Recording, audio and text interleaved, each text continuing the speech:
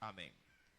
Nehemías capítulo número 2, verso 1, nos dice el Señor: sucedió en el mes de Nisán. ¿Recordá usted en Nehemías capítulo número 1, ¿sí? Si va al verso 1, que Nehemías, ¿sí? Que el cual era, como ya se lo ha venido enseñando también, contemporáneo, ¿sí? Al profeta Esdras, ¿sí? O al sacerdote Esdras. Este también, ¿sí? Estaba en la misma causa unido con Esdras. Nehemías y Esdras lucharon para que pueda no solamente, ¿sí? Restaurarse el templo, sino también la ciudad. Es decir, que mientras Esdras se encargaba del área espiritual, de lo que era levantar el culto, Nehemías se dedicó a levantar los muros de la ciudad. Si bien es cierto, Dios tiene preocupación, ¿sí? De nuestra parte interior, de nuestra comunión con Él, también Dios está atento para que todo lo demás, como lo dice la Escritura, todo lo que ha de venir por añadidura, también esté bien con nuestro Dios. Dios no solo se preocupa, ¿sí? Del bienestar espiritual, sino aún del bienestar físico, material, ¿sí? De sus hijos. Nehemías, en el mes, si recuerda por favor, de Quisleu, dice el versículo número 1 del capítulo 1 también del mismo libro, que era en el mes de Quisleu, donde, sí, o el mes que se podría determinar entre noviembre y diciembre, sí, donde Nehemías recibe una noticia de los cautivos que habían venido de Jerusalén, en parte en comisión también con Esdras, porque Esdras no se quedó a vivir en Jerusalén. Esdras fue encomendado a una tarea y luego de que ésta se cumpliera tenía que retornar. Es evidente que muchos retornaron también con Esdras e hicieron saber a Nehemías, el cual dice la Biblia era copero del rey, ¿verdad? Un copero, como se lo había anunciado, no solamente servía el vino, él tenía que también precautelar la integridad, ¿sí? De su rey en todo cuanto él probara en su mesa. También un copero era conocido como un consejero por tener mucha cercanía y tomaba inclusive, no digo decisiones, pero sí influencia en las decisiones, ya que a él se le pedía consejo para poder determinar algún tipo, diríamos, de negocio, transacción o simplemente de decisión imperial. Nehemías había escalado muy alto en medio de un reino pagano, recordando que Artajerjes I era rey de los medos y de los persas, el cual había ya conquistado a Babilonia y por ende a la descendencia de Nabucodonosor. Este hombre dice que en el mes de noviembre y diciembre, enterándose que su ciudad estaba prácticamente en la ruina, destruida, tanto en sus portones como en toda la ciudad, si ponen una carga en su corazón. ¿Cuál es esa carga? Comienza a orar y a pedirle a Dios en oración, e inclusive absteniéndose de alimentos, para que Dios le responda, para que Dios o quite esa carga de él, o permita que esa carga pueda hacer en él algún tipo, diríamos, de acción, ¿sí? O de medida. 4 meses pasaron luego de su oración ferviente y constante, permanente hacia su Dios, para ver qué era lo que habría de acontecer. Y Dios le da la oportunidad, como lo dice en el verso 1 del capítulo 2, en el mes de Nisán. Esto vendría a ser, de acuerdo a ciertos historiadores bíblicos, el día 14 del mes, sí, de Nisán. Justamente 4 meses después, recibe la oportunidad de poder presentar su carga delante de su rey. Recordando, si viene al versículo número, si acompáñeme por favor, versículo número 10 y verso número 11 nos dice: ellos pues son tus siervos, hablando Nehemías en oración, y tu pueblo, los cuales redimiste con tu gran poder y con tu mano poderosa. Y le dice en el verso 11: te ruego, oh Jehová, esté ahora atento tu oído a la oración de tu siervo y a la oración de tus siervos, es decir, de tu pueblo, quienes desean reverenciar tu nombre. Dice ahí: concede ahora buen éxito, ¿sí? A tu siervo, y dale, mira esta oración, dale gracia delante de aquel varón, obviamente refiriéndose a quién, al rey Artajerjes, porque yo, dice ahí, servía al copero del rey. esa oración recibió contestación. Vuelvo y repito, no fue una oración de un día. La otra vez analizábamos por qué nuestras oraciones no pueden llegar a ser contestadas. Y una de las causas, de entre las muchas que se pudo analizar, era que a veces la oración del pueblo no es una oración permanente. Oran una sola vez y eso creemos nosotros que es más que suficiente para que Dios responda. Y no es así. Hay oraciones, sí, en verdad, que Dios las puede contestar de manera inmediata, y esto simplemente cuando se hace hasta con la mente, algo ligero, una pequeña petición a Dios. Pero eso no depende de nosotros, eso depende de Dios. Nuestra obligación en la oración es ser perseverantes en ella. Ahora, Nehemías había estado orando por una oportunidad para poderla tener delante de su rey. Él entraba todos los días, sí, a la casa del rey, a servir, en este caso, café, almuerzo y merienda, todos los banquetes. Él era el encargado, inclusive, si el rey tenía fiesta, de preparar el banquete, diríamos, el itinerario de todo lo que se servía. Sí, estos banquetes tenían que estar al gusto y al deseo del rey. De lo contrario, podía correr la suerte hasta de perder la cabeza. Usted tiene un vivo ejemplo, un marco histórico en la Biblia muy fuerte con respecto a esto. En los tiempos de José, cuando un copero y un panadero fueron a parar a la cárcel por no atender de una manera excelente a su rey en el servicio cotidiano. Eso está ya en el libro de Génesis, capítulo número 40. Usted lo puede revisar en su casa. Ahí José tuvo en este caso la experiencia de conocer a dos hombres oficiales de Faraón, pero que no habían atendido con lealtad o con responsabilidad sus labores como sirvientes de Faraón.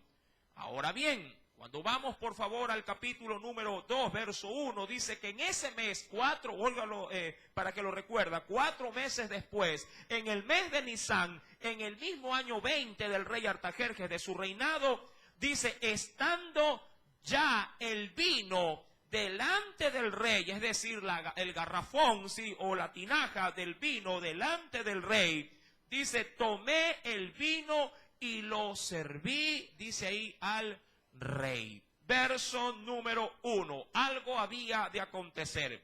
Y como yo no había estado, dice aquí, antes triste en su presencia. Ahora, es menester recalcar esto. ¿Por qué? No solo porque la Biblia lo dice, sino porque la actitud con la que se debía de atender al rey siempre debía de ser de alegría, de gozo y complacencia. El estado del ánimo de quien atendía al rey jugaba un rol importante en el servicio que desempeñaba.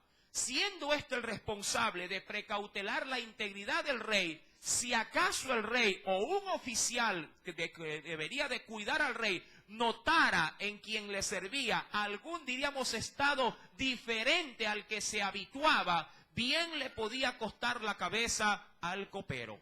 ¿Por qué? Porque si alguien venía con un estado anímico diferente, de tristeza o de preocupación, se podía sospechar que el copero estaba confabulado con algún enemigo del rey y lo habría de envenenar o de matar. Esta situación, mi amado hermano, obviamente fue de gran preocupación, primeramente para el propio Nehemías. De ahí que él pone este detalle en esta referencia para poder considerar la gravedad del asunto, sí, al estar en un ánimo diferente, sí, al que estaba acostumbrado a ver el rey. Mírelo de esta manera. Usted sí podría de alguna manera sí servirse un plato a gusto si su mujer le sirviera la comida llorando. ¿Ah? ¿Lo disfrutaría usted el almuerzo? ¿O usted mismo dejaría de comer y diría, a ver, ¿qué es lo que te pasa? Y no comería en ese momento, ¿verdad? Que usted también compartiría de alguna manera ese sentir o ese pesar de quien le atiende. De la misma forma, mi querido hermano, sí, Nehemías tenía que estar muy atento a estas situaciones. Cuando vamos al versículo número 2, dice la Escritura, me dijo pues el rey, ¿por qué está triste tu rostro? Pues no estás enfermo. no es esto, le dice el rey, sino quebranto de corazón. Y dice ahí en la parte final, entonces temí en gran manera. El temor bien pudo haber sido fundado en dos aspectos. El primero, en tener él, si en su mente y en su corazón, que el rey bien podía ordenar que lo mataran. O dos, ¿qué hacer frente a una oración que él ya la había realizado, formulado durante mucho tiempo? ¿Y qué palabras poder anunciarle en ese momento para poder encontrar a su oración la respuesta que él tanto había clamado a Dios? Mi querido hermano, antes de seguir avanzando, yo quisiera compartir junto a usted ciertos textos de referencia con respecto, a la presencia de un hombre frente a la presencia de un rey. En primera instancia, acompáñeme por favor al libro de los Proverbios. Mira lo que nos dice en el capítulo número 22. Libro de los Proverbios, capítulo número 22. En el versículo número 29, lo que primeramente me enseña ese texto es cómo Dios puede bendecir a alguien, que cuando se lo busca, y obviamente Dios así lo desea, bien lo puede ubicar, en las más altas esferas. Proverbios 22, verso 29. Mira lo que nos dice ahí el Señor.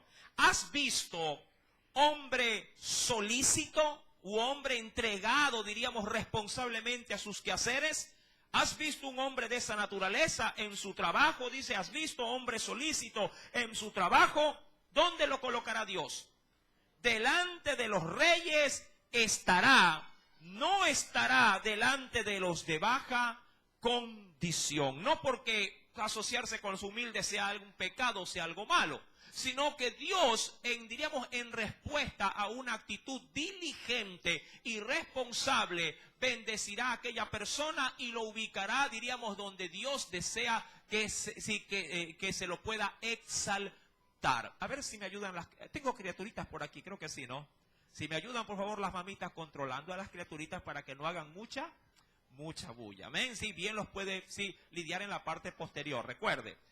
Verso número, 29. ¿Has visto hombre solícito en su trabajo? Delante de los reyes estará, no estará delante de los de baja condición. Nehemías estaba en una posición muy privilegiada. Obvio, estaba ahí porque había sido un hombre solícito. ¿Solícito en qué? En ser fiel en todas sus actividades. Ahora, tenemos a un Nehemías frente a un rey que le ha preguntado, tu rostro está descompuesto, no eres el mismo, te veo triste y por lo menos enfermo no te veo rosadito, te veo lleno de vida, comes de mi plato, te sirves del alimento y te pago muy bien por estar ahí. Eso sí, un copero ganaba sumamente bien como oficial del rey. Mi querido hermano, y eso más adelante lo veremos, ya que Nehemías de su propio bolsillo contribuirá para la restauración de su ciudad. Pero adentrémonos nuevamente en el texto. Verso número 2. Le responde el rey diciéndole, pues no estás enfermo, sino que esto es quebranto de corazón. Entonces dice Nehemías, temí en gran manera. Ahora, yo no sé si a usted le ha pasado, antes de seguir, ¿a cuántos han tenido la oportunidad frente a un jefe fregado o complicado de tratar? ¿Cuántos han tenido la oportunidad de poder decir, jefe, o como usted lo quiera llamar, vengo a solicitarle un aumento de sueldo? ¿Cuántos han tenido una experiencia de esta naturaleza? Separar de pronto alguna cita o decir, me podría atender un ratito, y usted ya cuando lo manda, a ver, venga Gutiérrez, se me ocurre el nombre, no el apellido, venga, a ver, siéntese, a ver, diga, ¿qué es lo que me quiere decir? Pero rápido que estoy ocupado. Usted, de alguna manera, ¿cómo se siente? En primera instancia, ¿nervioso o no? Segundo, preocupado de que en ese sentido su reunión no vaya a ser, ¿qué cosa a la larga? No vaya a ser favorable para usted, porque en vez de pudiendo ir por lana, lo que puede salir es trasquilado, ¿verdad? Mucha gente dice, uy, pero si voy a pedir un aumento, ¿sí? En vez de aumento me podría hacer hasta despedir y coger a otro, ¿sí? Al ver que le estoy pidiendo más plata. Hay quienes ven a los jefes en ese sentido y dicen, ¿cómo le voy a sacar sangre al cangrejo? No puedo.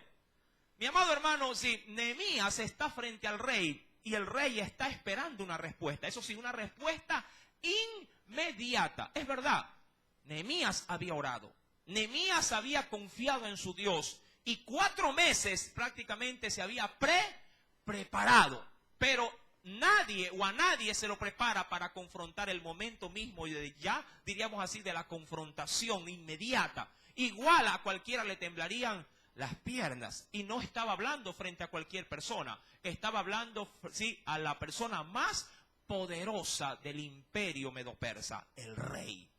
Mi querido hermano, y es ahí donde en el verso número 3, y por eso hago esta previa, donde dice, versículo número 3, y dije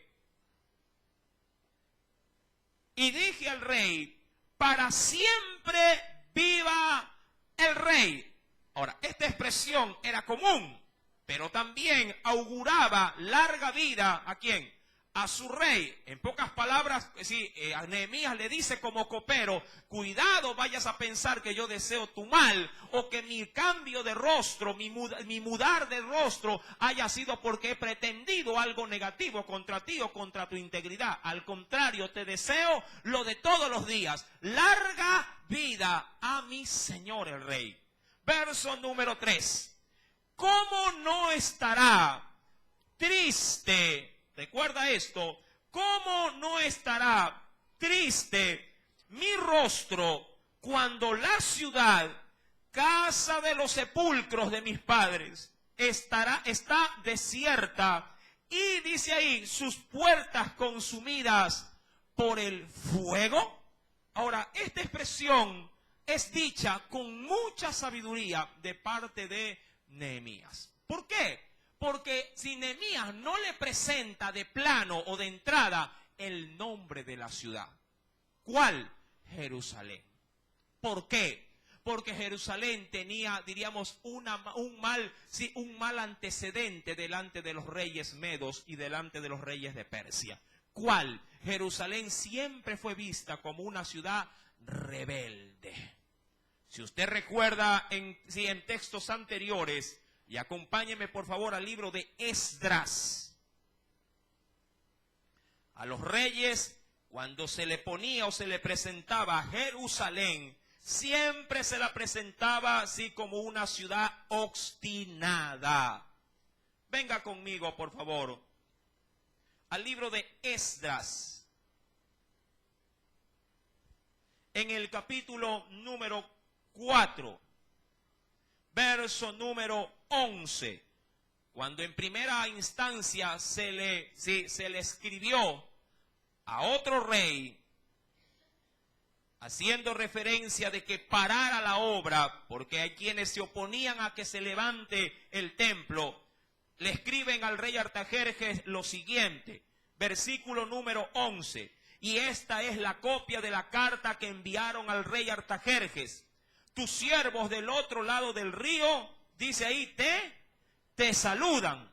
Sea notorio al rey que los judíos que subieron de ti a nosotros vinieron a Jerusalén y edifican, miren en qué estado lo tenían o en qué concepto. Dice ahí, edifican la ciudad rebelde y mala y levantan los muros y reparan los fundamentos. Versículo número 13. Ahora sea notorio al rey que si aquella ciudad fuere reedificada y los muros levantados, no pagarán tributo, impuesto y rentas, y el erario, o el responsable o el mensajero de los reyes será menoscabado. En ese concepto estaba Jerusalén. Todo rey sabía que Jerusalén era una ciudad, diríamos así, de contienda. Sí, todo el mundo sabía que cuando se hablaban de los judíos, pero sobre todo de la ciudad de Jerusalén, sí, habrían problemas, porque no era una ciudad que no quería ser, en este caso, subyugada por ningún otro rey. De hecho, fue la última ciudad en caer luego de que fue conquistada por los babilónicos. Mi querido hermano, y de este precedente de Jerusalén, más adelante, no lo dice la Escritura en la Biblia, pero más adelante se levantaría aún de la propia Jerusalén, si una familia conocida como los Macabeos, los cuales pelearán contra sí, contra el imperio medo-persa, pero ya no a manos de Artajerjes, sino de la misma mano en este caso, el grande conocido Alejandro Magno, el grande con sus generales. Y ellos encontrarán la libertad de hecho.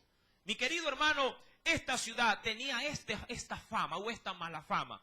Pero como Nehemías estaba, diríamos, en Dios, lleno también de la sabiduría que el Espíritu estaba sobre él, se abstiene de decirle el nombre de manera inicial. No manipulando en este caso sus palabras, sino primeramente poniendo en evidencia su gran necesidad. Recuerda, el rey le había preguntado, ¿por qué tu rostro está así? Y él le responde de manera muy sabia, haciéndole conocer que era porque su ciudad, la casa de los sepulcros de sus padres, estaba desierta y sus puertas consumidas por el fuego. Ingresa prácticamente a hacérselo saber, pero de manera muy, diríamos así, muy astuta, pero también muy cauta. Luego se lo habría de hacer saber. Verso número 4, ¿qué nos dice? Me dijo el rey, ¿qué cosa pides? Amén. ¿Qué cosa pides? Verso número 4, termine por favor esa lectura. ¿Qué nos dice? Ajá. Entonces oré al Dios de los cielos. Y aquí me voy a detener. Ahora, él había orado. ¿Cuánto tiempo? 4 meses. Había estado orando, no que había dejado de cumplir sus funciones, pero en sus tiempos había estado clamando a Dios. Señor, ¿qué hago con esta ciudad? ¿Qué hago con este pueblo? Había puesto una carga. Qué bueno es cuando uno ora a poner carga. Cuando uno pone carga en su corazón, uno orará con toda su alma. Amén. No es lo mismo orar de manera superficial por alguien o por alguna situación que orar con el alma. Porque cuando uno ora con el alma, entonces siente. Dígame usted, cuando tiene algún pariente enfermo, ¿cómo ora o cómo son sus oraciones? Y sea sincero al responder. ¿Acaso no son con su corazón, no lo es con pasión, involucrando aún su llanto, sus lágrimas cuando lo hace? Pero cuando ora por un extraño, sea sincero, ¿hace lo mismo? No. Se limita simplemente, Señor, está enfermo, si fulano está enfermo, sánalo, Señor, gracias. Ya, y paga lo otro. ¿Verdad? Claro, según la clase de amigos. Eso, que son como más que hermanos. Claro que sí, pero ¿a dónde quiero llegar? Cuando la oración conlleva sentimiento, conlleva amor, conlleva en Dios un peso, como que si yo mismo estoy afectado, entonces mi oración se hace con mayor intensidad. Pero ahora Nehemías está frente al rey.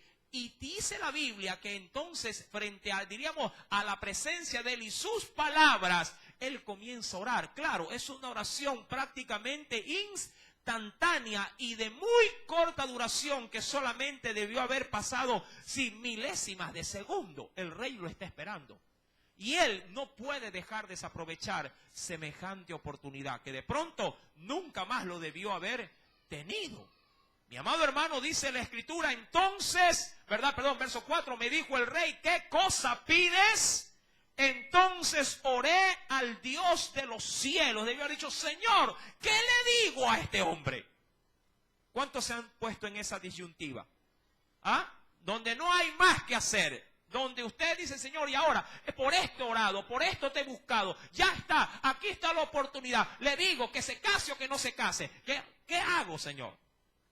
Hablando de las mujeres que tienen maridos que no quieren casarse. O viceversa. Aquí está la oportunidad que estaba buscando.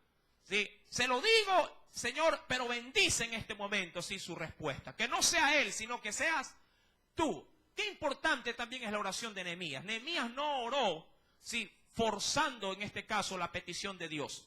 Fue Dios quien cambió el corazón de Artajerjes. Estos reyes, eran paganos, eran reyes idólatras. Eran reyes que no compartían la fe de Nehemías. Pero cuando Dios está en el asunto, cuando uno ha orado a Dios y cree que Dios obrará un milagro, uno tiene que confiar en Dios pensando que va a pasar lo imposible. Amén.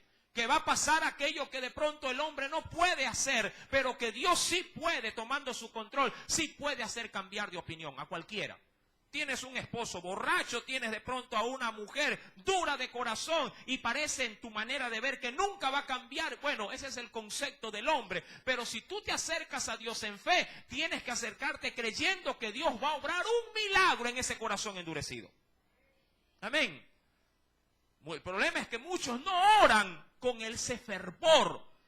Solamente la mayoría de los creyentes se queja y se queja y se queja, pero no hacen nada en Dios para ver un cambio. Tu marido o tu esposa no va a cambiar por la queja. Señor, ¿hasta cuándo? ¿Hasta cuándo? Señor, pídele, Señor, transforma ese corazón. Amén. Cambia esa vida.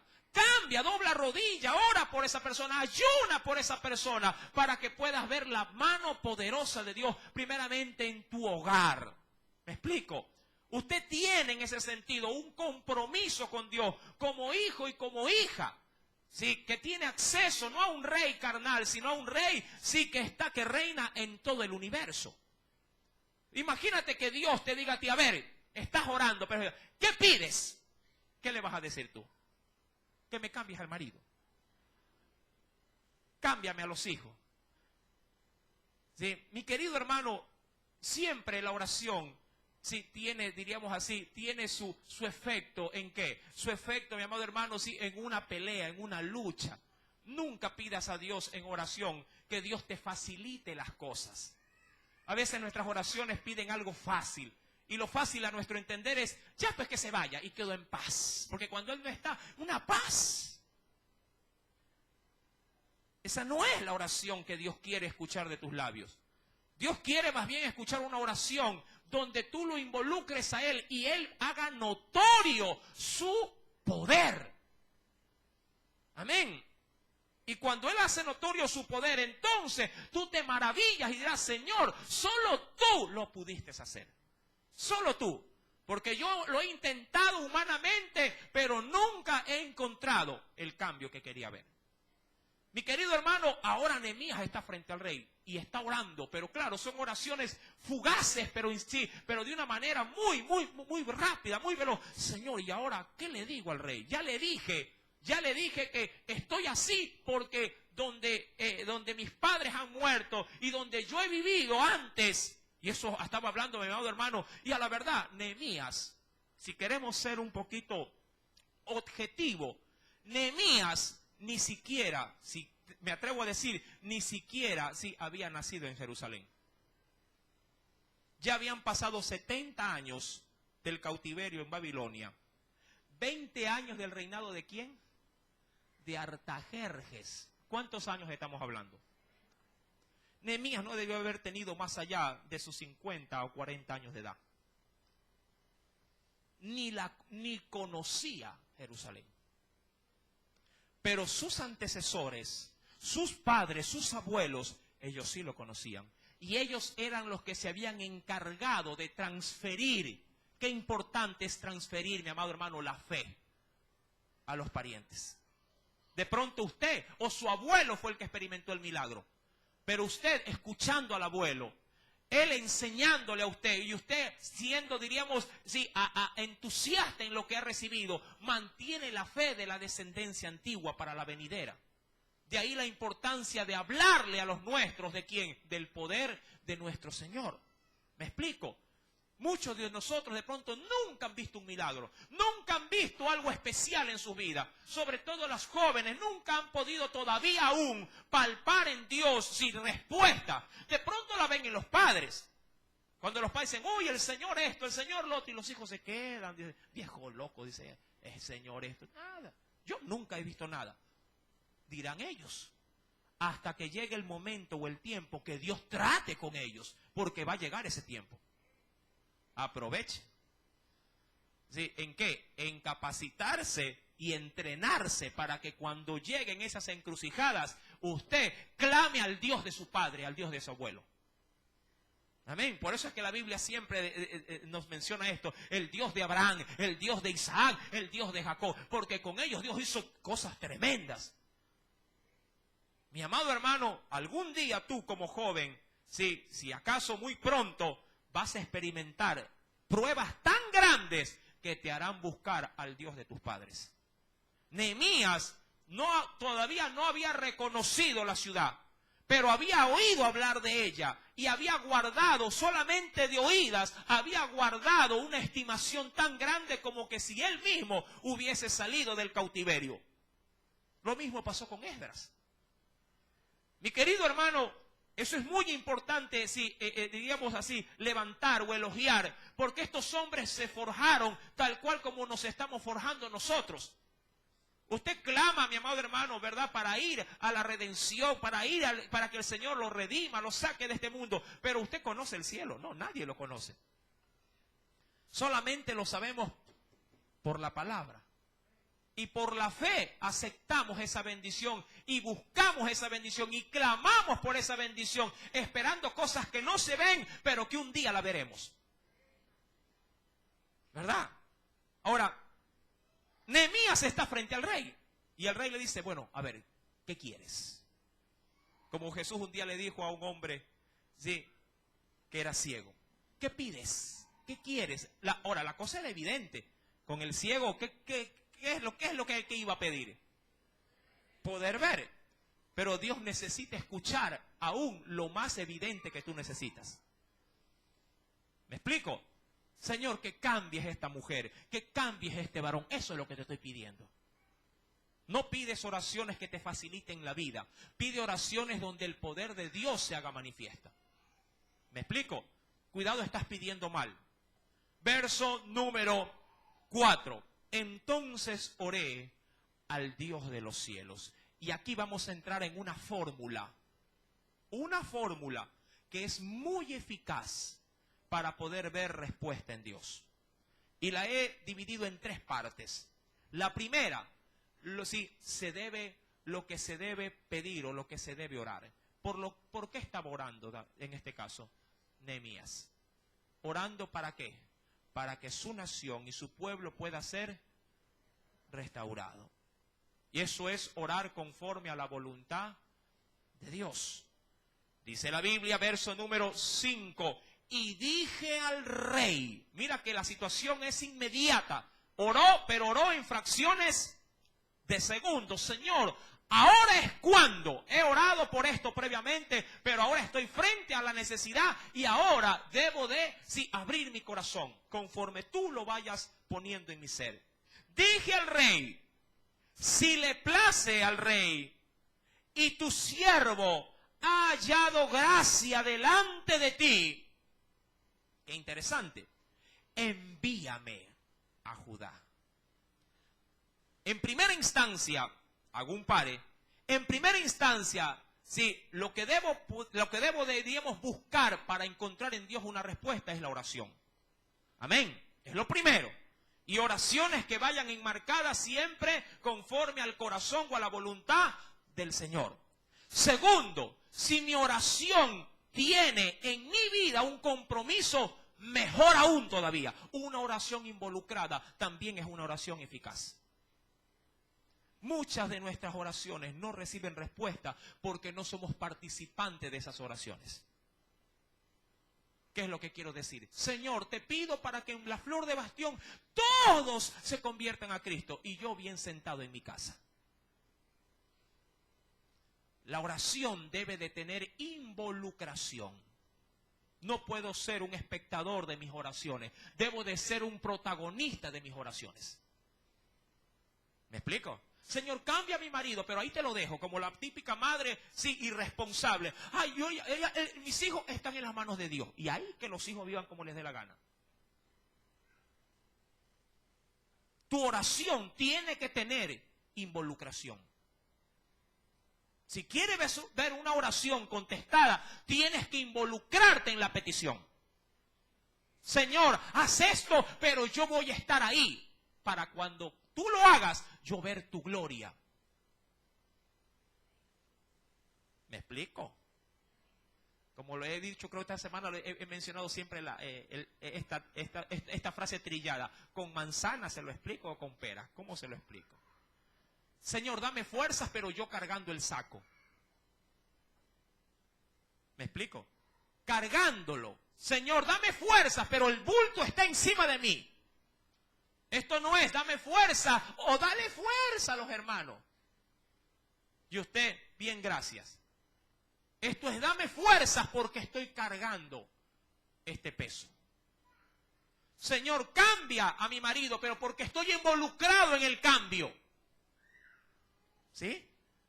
Señor, transfórmalo, pero porque yo estoy ahí junto a él para ayudar a que él se transforme.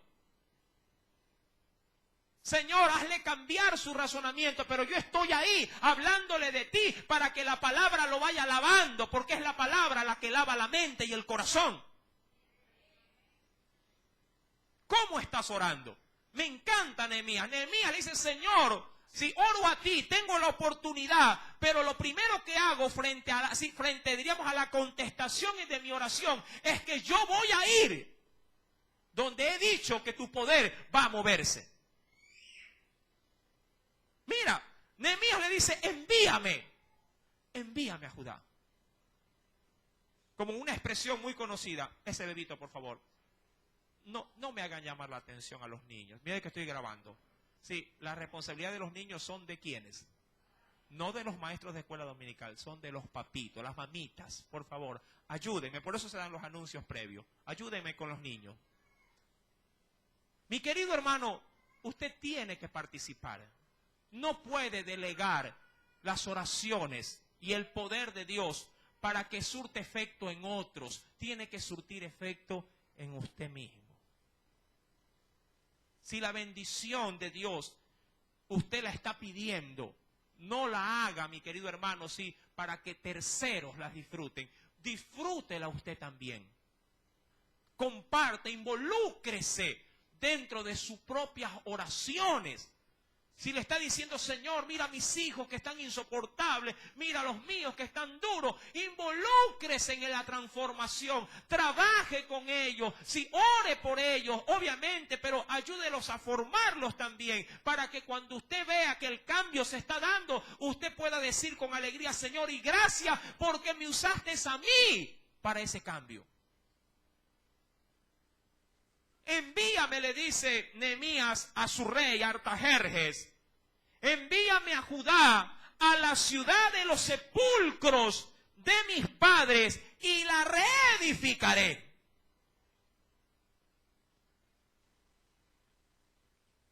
Algo interesante, mi querido hermano, es de qué manera Nehemías formula esta oración. Por eso es que lo he tomado como una llave en esta mañana. Ore conforme a la voluntad de Dios. 2, involúcrese en las oraciones que usted formula a su Dios. Tiene que estar involucrado. No puede dejar a un lado su participación en la oración. Dice la Escritura en el versículo número 5, la voy, ¿qué cosa? ¿Qué iba a hacer en Judá? La voy a reedificar. Entonces, ¿sí? El rey me dijo, y la reina estaba, dice ahí, sentada junto a él. Muchos mencionan, porque también a este Artajerjes se lo conocía, dicen algunos que se lo conocía como el rey Asuero. Eran títulos, de hecho, títulos y nombres. El término Artajerjes no era nombre, era título. Así como en Egipto el título para el rey era Faraón, pero su nombre era Ramsés. Amén. Ramsés I, en el cual una nueva generación, luego de la muerte de los niños, se dio a cabo, se levantó otra dinastía de faraones, y luego en los tiempos de Moisés fue Ramsés II. Mi querido hermano, esta situación, ¿sí?, amerita decir que Esther, la reina Esther, estaba presente en esta petición, y ella era judía. Ya luego de cuando terminemos Nehemías, me adelanto, ingresaremos a estudiar el libro de de Esther, ya que todos ellos fueron contemporáneos. Y ahí vamos a ver la gran participación de la mujer en los propósitos divinos. ¿Cuántos saben que las mujeres pueden ser grandes, sí, grandes obreras en Dios para la gloria de su nombre? Mi querido hermano, Nehemías comienza dentro de su oración, primeramente, recuerde hacerlo conforme a la voluntad de Dios. Segundo, se involucra él mismo en su oración de petición. Y dice en el verso número 6, entonces el rey me dijo, y la reina estaba sentada junto a él, ¿cuánto durará tu viaje? ¿Y cuándo volverás? 4 meses, y esto mire que lo he martillado, estuvo Nehemías orando. Pero su oración tenía planificación. Y eso es algo que nuestras oraciones carecen en la gran mayoría. La gente ora, pero mire, al orar, dejando su falta de visión, dejando su falta de proyección, cuando de fe se refiere. La fe no implica despreocupación. La fe no implica desorganización. La fe conlleva orden, planificación, reestructuración. Dios, cuando hace sus cosas, así diríamos a contestación de nuestra oración, planifica sus milagros. Los reorganiza. Les da estrategia. ¿Por qué? Porque cuando Dios obra, si usted acaso ha sido un poquito juicioso al mirar la Escritura, si cuando está haciendo algo aquí, también está haciendo algo allá. Cuando da apertura aquí, también de rebote está armando algo allá. ¿Acaso usted no lo ha experimentado al decir, yo no sé qué es lo que hizo Dios, pero mientras Dios estaba haciendo aquí las cosas, en mi trabajo donde yo no estaba, el Señor también me estaba supliendo, me estaba ayudando? ¿Verdad que cuando uno está enfocado, sobre todo cuando hay gente enferma, usted está en Dios orando y pidiendo por acá y Dios está cuidando de los hijos por allá? ¿Le ha pasado? Que mientras usted está atendiendo algo acá, Dios está por acá haciendo otra cosa. Nehemías 4 meses había tenido para reorganizar, para planificar y para poder decir, Señor, si tú me das la oportunidad de hablar con el rey, porque era evidente, estaba pidiendo hablar con un rey para poder tener en Dios una respuesta, para saber qué hacer. Y él estimó más que pertinente de que esa oración y esa oportunidad no iba a estar ahí. A ver, te voy a decir, rey, mañana te digo. No iba a estar en ese momento, sí, planificando. A ver, ¿qué le digo? No, él ya tenía un argumento sólido para cuando Dios le diera esa preciosa oportunidad. Y él lo primero que ya había anticipado en su oración es, yo estoy ahí, yo voy a ir, yo. Porque esto no lo voy a delegar a nadie. ¿Cuántos saben que, sí, la familia sobre todo, no se la puede delegar a nadie? Sobre todo aquellos que tienen la responsabilidad como esposos y padres. Es su responsabilidad dar cuenta a Dios por ellos. Su responsabilidad. Usted no le puede decir al pastor, pastor, ahí le dejo a mi familia, para que el Señor no. Es su responsabilidad. Yo soy responsable por mi familia y usted es responsable por su familia. ¿Me explico? Usted es responsable. Y si es cristiano y su marido no lo es, usted, mujer de Dios, es responsable también. Porque lleva doble carga. Lidiar con su marido y lidiar con sus hijos. ¿Sí me entiende? Y no puede usarlos como excusa. Es que como mi mujer no es cristiana, entonces yo no voy a la iglesia, hermano. Tremendo error. Mi querido hermano, Nehemías había planificado y él en su planificación ya tenía todo listo. Y dentro de ese marco, dice la Escritura, y es la tercera parte de la oración, porque no solamente él sabía que debía de orar conforme a la voluntad de Dios, no solamente sabía que debía de estar involucrado en su oración, sino que también sabía pedir conforme sí, a las necesidades de esa oración que estaba conforme a la voluntad de Dios. ¿Y por qué digo esto? Mira el detalle. Hay tres cosas vitales que Él pide y que también nosotros debiéramos de considerar cuando estemos orando. La primera, recuerda, debe estar involucrado. Dice la Escritura, versículo número 6, el rey le dice: ¿cuánto durará tu viaje? ¿Y cuándo volverás? Y agradó al rey enviarme después que yo le señalé. ¿Qué cosa? Y esta es la primera parte, ¿sí?, de esta subdivisión, diríamos. Tiempo. Debo de tener tiempo. Sin tiempo no se puede servir a Dios. Y es lo primero que el pueblo le merma a Dios. Tiempo. El hombre siempre está ocupado. ¿Cómo está el tiempo? Tu tiempo. Siempre cuando usted de cosas espirituales se refiere, siempre antepone esto como excusa, como una gran muralla. Señor, el tiempo, tiempo, tiempo. ¿Qué haces con tu tiempo? ¿A dónde lo inviertes tu tiempo? Es verdad, todo el mundo tiene la excusa valedera y perfecta. Mi tiempo lo uso para esto, mi tiempo para aquello, mi tiempo para... Sí, pero es tu tiempo. ¿Qué hay del tiempo dedicado a Dios? Tiempo, mi amado hermano. ¿Estás ocupado? Yo siempre digo esto, y no porque hayan aquí algunos enfermitos, pero yo siempre les digo esto, y digo enfermitos en recuperación.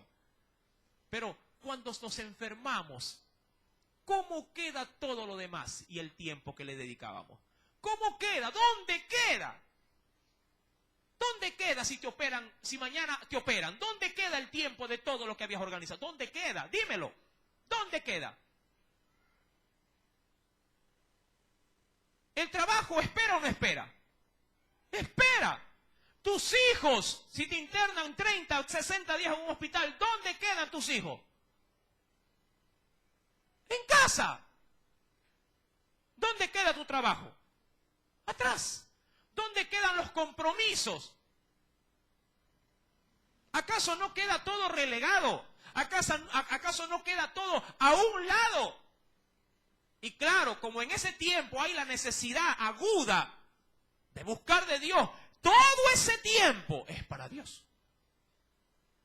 Pero claro, por obligación, porque no nos queda de otra. Todo el día echado en una cama, pregunto yo. ¿Verdad que uno se desespera estando en un hospital? ¿Y cuándo me dan el alta? ¿Y cuándo salgo? Y no.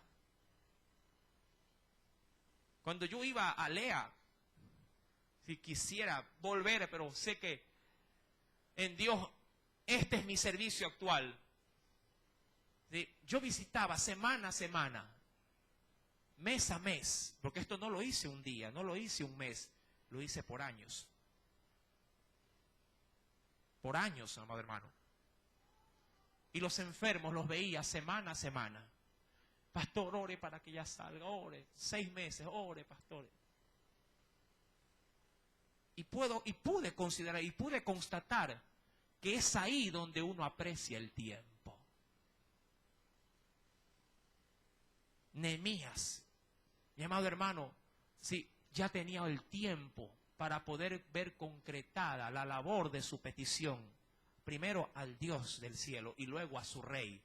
Y como todo estaba ya en las manos de Dios, en 4 meses de oración, ya Dios tenía el corazón del rey lo tenía blandito. Es que así trabaja Dios. Tú orando, perseverando, hablándole, sí, siempre siendo perseverante y buscador de Dios, y Dios de a poquito ya comienza a ir martillando y martillando y martillando, quitando toda esa dureza, esa piedra que está ahí, hasta que cuando llega el momento que Dios te dice, ahora, tú cuando vas, ya está derretido. Ya el chocolate está calientito, solamente hay que sorber nada más. Ya está listo. Porque Dios está obrando. Y Nehemías ya estaba planificado. Nehemías le dice al rey, mira, este es el tiempo que me voy a ir. Iba a perder, ojo, Artajerjes iba a perder a uno de los hombres más fieles de su séquito real. Y de seguro cualquiera hubiera dicho, pero yo cómo me voy a ir, hermano, a servir a Dios si yo soy indispensable en el trabajo. Nadie puede ocupar mi labor de tan gran responsabilidad, porque prácticamente el rey come lo que yo le digo que coma. Ese era el asunto. ¿Por qué cree que la Biblia dice, y yo era copero del rey? ¿Cree que lo dice por gusto? El rey también pudo haber dicho, uy, Nehemías, sí, qué buen sentimiento, qué buen corazón con tu pueblo, pero tú aquí haces algo que nadie otro puede hacer. Porque no confío en nadie. Muchos pueden decir, hermano, uy, hoy día se me llevaron las llaves. ¿Tienes llave por ahí? ¿Alguien tiene llave? Llaves. Gracias, hermano. Cualquiera puede decir, hermano, pero yo no puedo, pues. ¿No ve que yo abro la empresa y la cierro? Busque a otro. Gracias.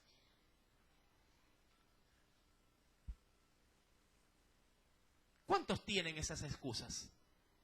Es que si yo no voy, la familia no come, pues, hermano. Es que si yo asisto, y entonces, ¿cómo se lleva el dólar a la casa? Y no saben que más se gana sirviendo a Dios que dedicándome a mis propios tiempos. Es verdad, va a haber ausencia, nadie lo desmiente. Es verdad, te van a ver menos en casa. Pero, amado hermano, Dios llenará el vacío que tú estás dejando porque lo has escogido a Él. Y Él sabe, como yo siempre lo digo y lo repito por la Biblia, Dios sabe honrar a los que le honran. Amén.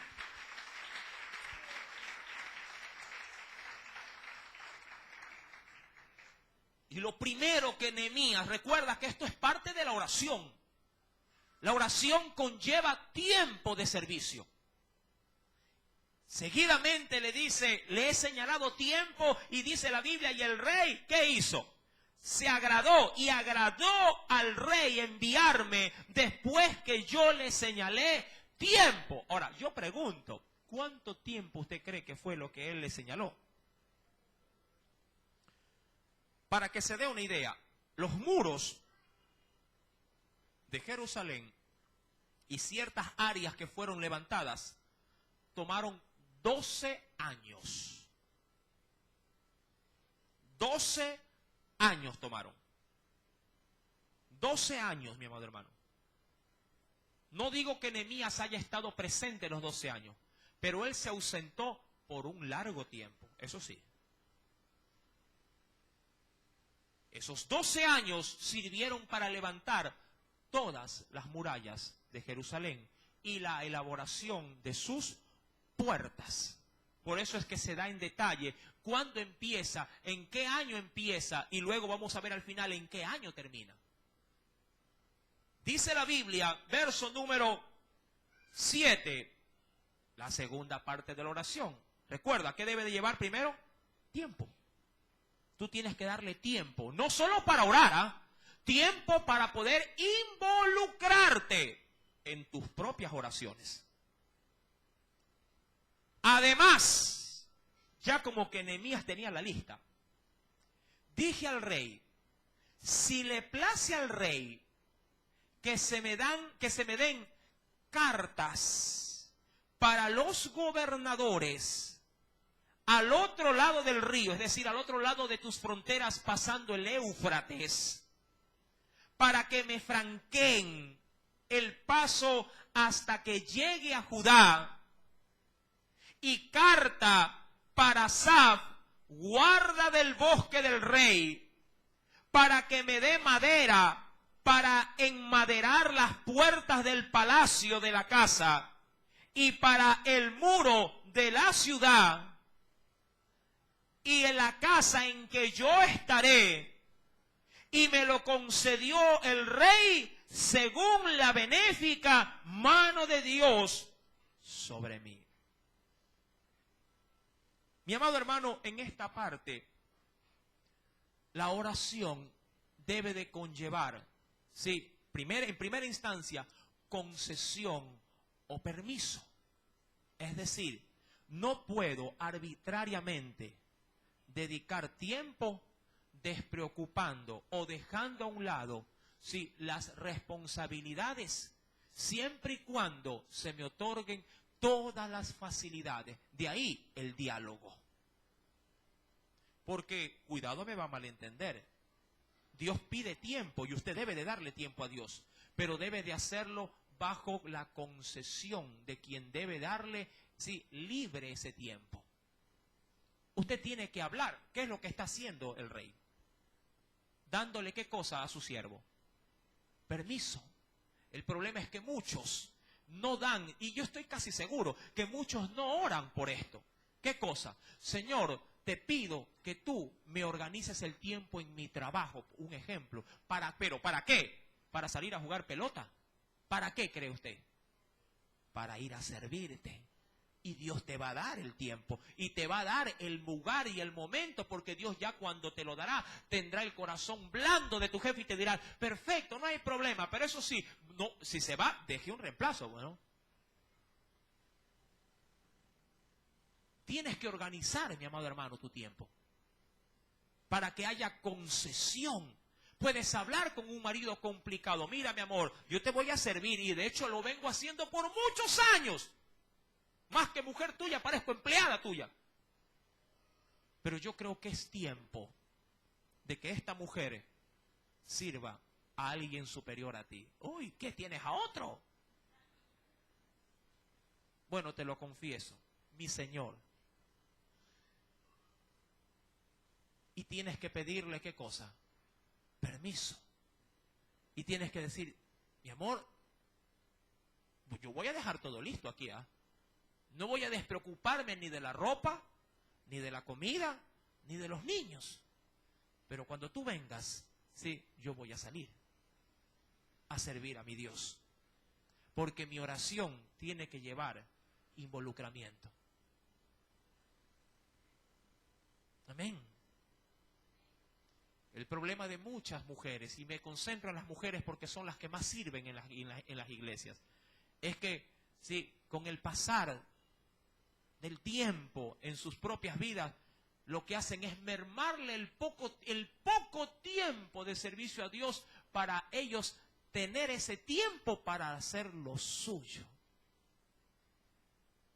Y lo poco que hacían en Dios, se lo quitan al Señor. En vez de quitárselo a la casa, en vez de quitárselo al trabajo, en vez de quitárselo a la sociedad, se lo quitan a Dios.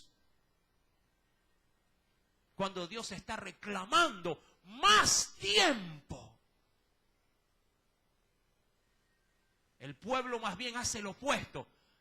El poco tiempo que le dan a Dios se lo quitan y dicen es para mí, para mi casa, mi familia, mis finanzas. Amén. Yo sé que los gloria a Dios se fueron hace mucho tiempo.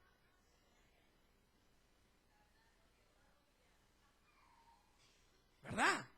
Es que me están creciendo mis hijos, me necesitan más que nunca, sí, es verdad, pero ellos necesitan al Dios que tú estás sirviendo. Porque mañana más tarde tú ya no vas a estar con tus hijos y ellos tendrán que vérselas solos y solas con Dios. Y lo harán si te ven a ti buscar con más tiempo al Dios de los cielos. ¿Cómo confiarán en tu Dios si ellos no ven que tú confías en Él? Aún con tu tiempo. Nehemías pidió concesión y dijo, dame permiso, pero también su oración tuvo la necesidad de que también se vea involucrada provisión.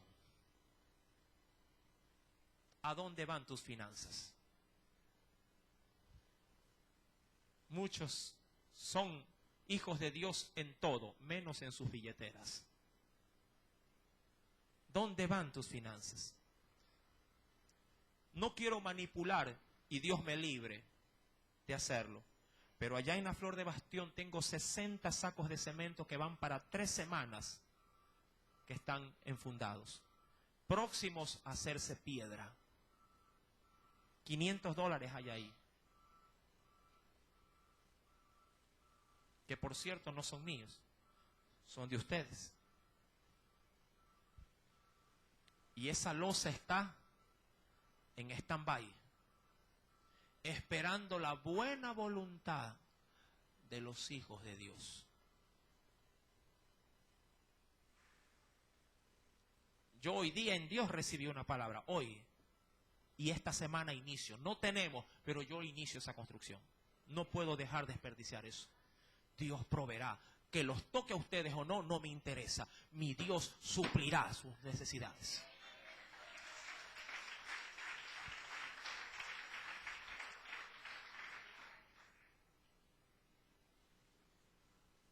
¿Dónde está la provisión para Dios? Mi amado hermano, Nehemías le hace saber al rey: Señor, yo me voy, tengo tu venia, dame permiso para hacerlo, pero no me dejes con las manos vacías. No me envíes con las manos vacías. Por eso es que le dije que este copero, más adelante, por eso es que no me adelanto mucho, pero más adelante Nehemías va a coger de lo suyo y va a involucrar todo lo que él había recibido por parte de su rey como salario, porque lo tenía que invertir en la obra de su Dios. Dice la Escritura, versículo número 8, y la carta para Asaf, guarda del bosque, para que me dé madera para enmaderar las puertas del palacio de la casa y para el muro de la ciudad y la casa en que yo estaré. Y me lo concedió el rey según la benéfica mano de mi Dios sobre mí. Qué curioso. Hasta aquí, Nehemías nunca le dijo al rey que era Jerusalén.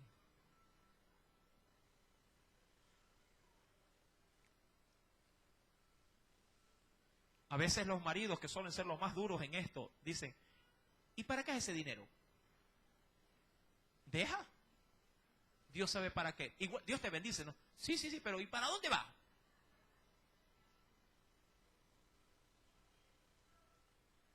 Solo alguien que tiene el compromiso de Dios en su vida dice: esto es para Dios. Y no se limita, ¿sí?, a un diezmo. No se limita, mi amado hermano, ¿sí?, a algo impuesto por la Biblia. Yo siempre también me suelo mencionar cuando hablo de diezmos y cosas como esta: no traten a Dios como un limosnero. No dé limosna, dé ofrenda a Dios. Amén. No trate a Dios como un limosnero. Dios no te viene a golpear la puerta pidiendo dádivas, pidiendo caridad. Dios no pide caridad. Todo lo que tú tienes como ingreso salarial, sea que cobres por semana, por quincena, por mes, fue Dios el que te dio el 100% de lo que has recibido. Todo te lo dio Dios. Y si en algún momento Dios, por alguna necesidad, te llega a pedir todo, no hagas mueca. Aun cuando Dios nunca hace eso. Porque Dios no nos pide lo que no tenemos. Nos pide lo que Él ya hace rato nos ha dado. El problema es que a veces tenemos en el corazón prioridades muy diferentes a las prioridades de Dios.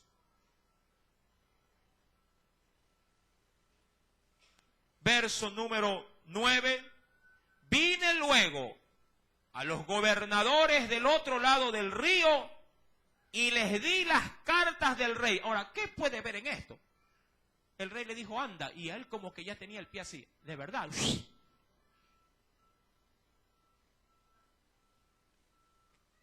¿Qué es lo que implica eso? Diligencia. Es la tercera parte de esta porción de la oración. Esto no es como lo que pudiera llegar a pasar hoy. ¿Qué cosa? Que hoy han escuchado muchos la palabra, están bien sensibles. Hay unos que pueden salir así. estuvo duro hoy día.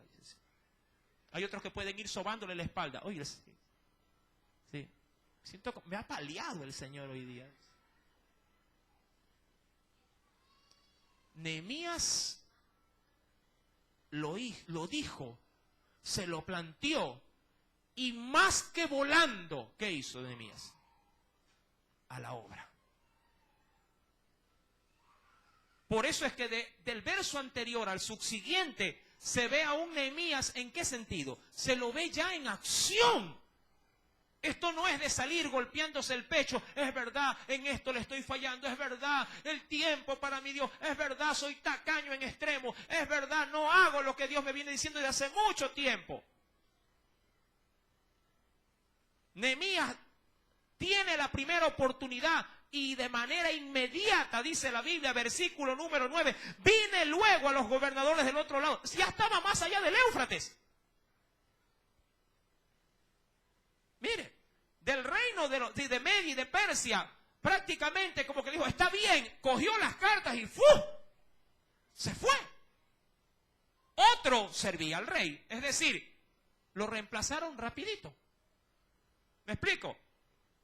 Otro hizo todo lo que él hacía. No hubo problema. Es que cuando Dios está en el asunto, tranquilo, que las cosas no quedan en el aire. Dios se encarga de guardarlas porque sabes que tú estás dedicado en su obra y Él no es deudor de nadie. Dice la Escritura, versículo número 9, y les di las cartas del rey y el rey envió conmigo. Mira, y aquí fue mucho más todavía. Envió capitanes del ejército y gente de a caballo. Él parecía como un general. Verso 10. Pero siempre en la obediencia también habrá resistencia. Pero oyéndolo Sanbalat, Eronita y Tobías, el siervo amonita, le disgustó en extremo que viniese alguno para procurar el bien de los hijos de Israel. Tú puedes hoy mismo salir a tu casa y decir, no hermano, ahora sí, en nombre de Jesús, ahora sí. Hoy. Llegas a tu casa y tu mujer, ¡pum!, un batatazo. Al templo en la noche. Tienes que sacarme a mí. No, es que hoy voy a dar en el nombre del Señor. A ver, ¿qué vas a hacer? Y ya compraste la comida, y esto, y lo otro, y ya. Ay, sí, es verdad. Hoy mismo, al salir del culto, la persona que está a tu lado puede decirte, cuidado con escuchar a ese hombre, ¿eh? Cuidadito.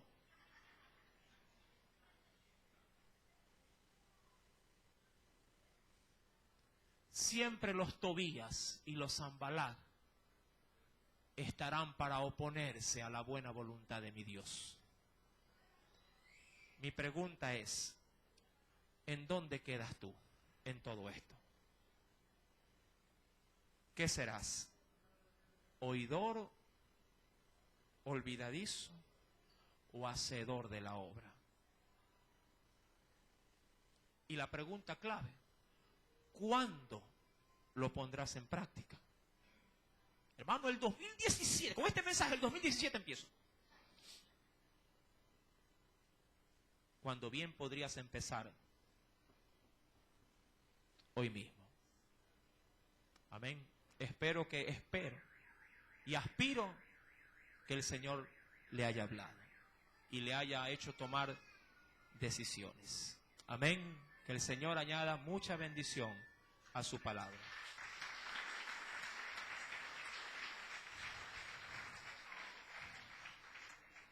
Oremos. Padre, en el nombre de Cristo Jesús, muchas gracias.